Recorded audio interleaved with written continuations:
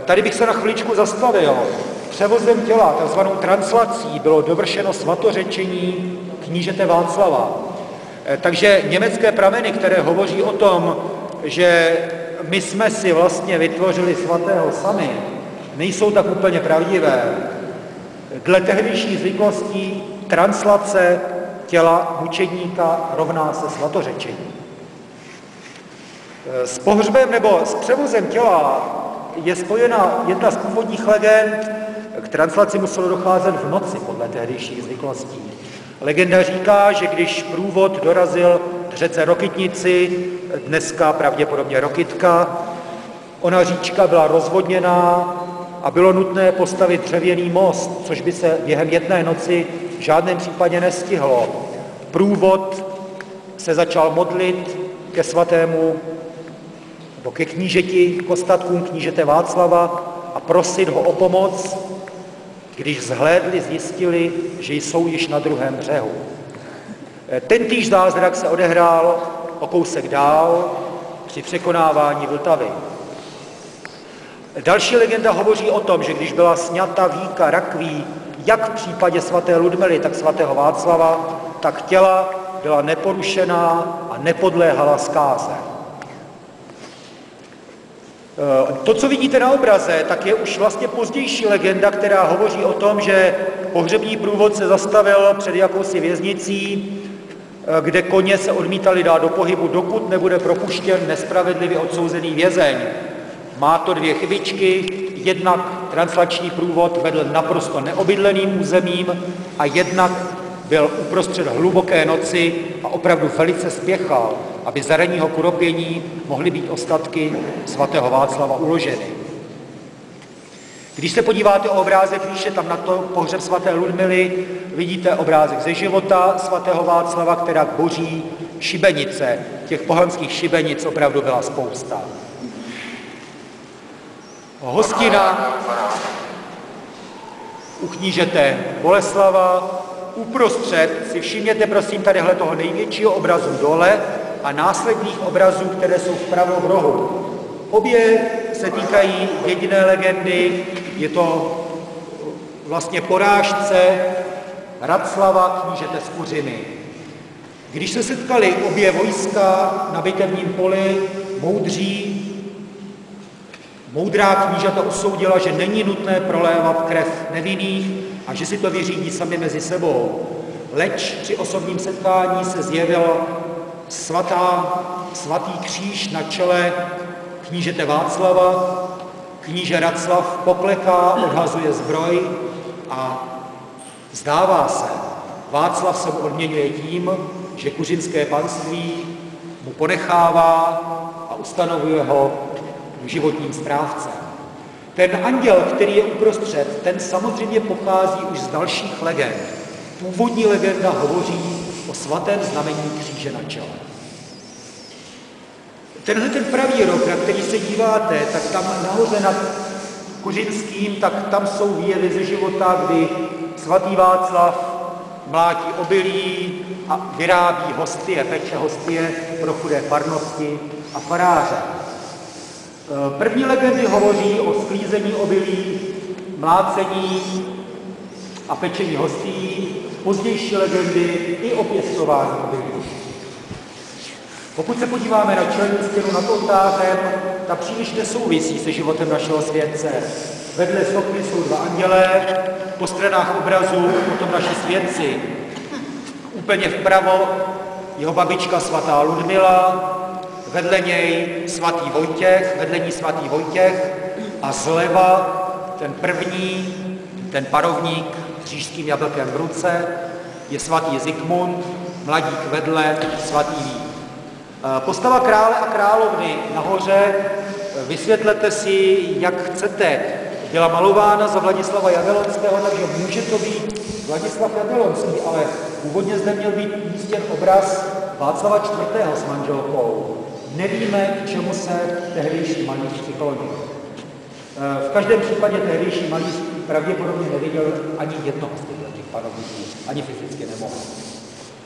Postoupíme-li do rohu oknu, potom na spodní fresce je výjev z vraždy knížete Václava před vraty staroboleslavského kostela.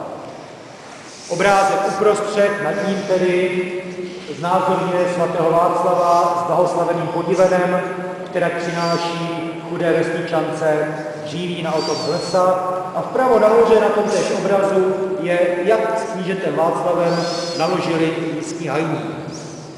Až úplně nahoře je další původní legenda o tom, jak svatý Václav lisuje víno, z kterého dělal dnešní víno zase pro chudé farnosti.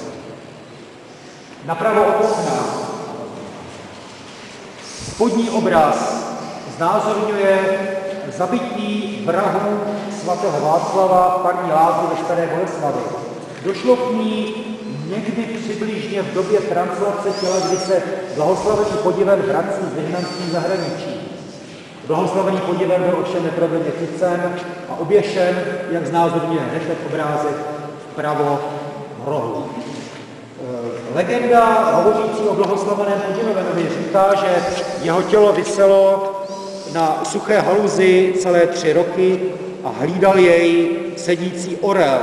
Jeho tělo nepodléhalo zkáze a rozkladu a po 3 letech proto bylo přeneseno sem do Prahy a pohřbeno vedle rotundy svatého Víta, takže několik metrů od jeho pána a panovníka.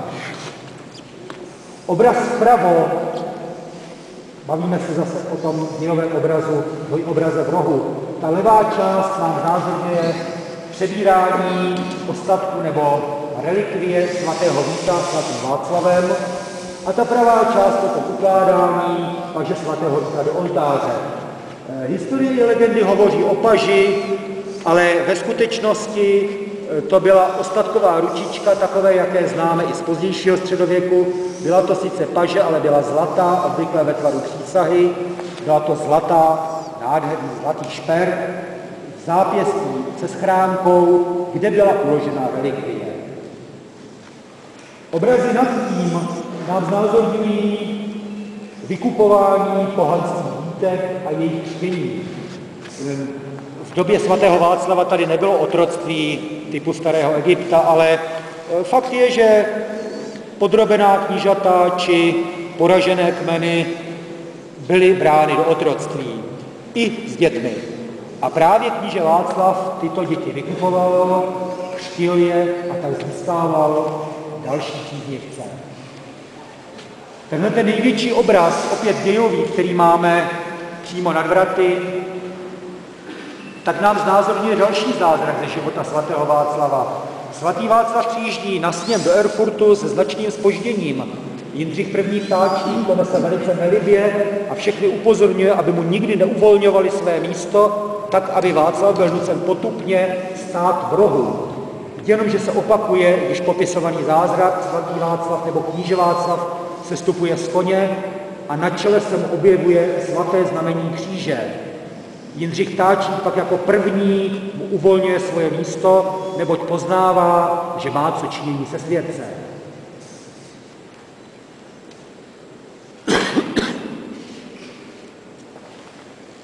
Legend o svatém Václavu vznikly v historii stovky.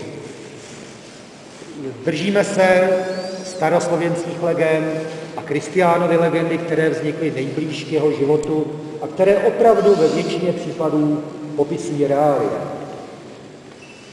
Chtěl bych využít pouze této příležitosti a alespoň touto cestou poděkovat, protože kdyby nebylo skutků knížete Václava, asi bychom nebyli Češi a nežili v tomto prostoru. Faktem je, že spousta jeho následovníků, dalších panovníků, měla daleko lepší možnosti a daleko lepší prostředky pro to, jak prospívat českému národu a nevyužila toho. On byl tím prvním a za to mu budiž dík.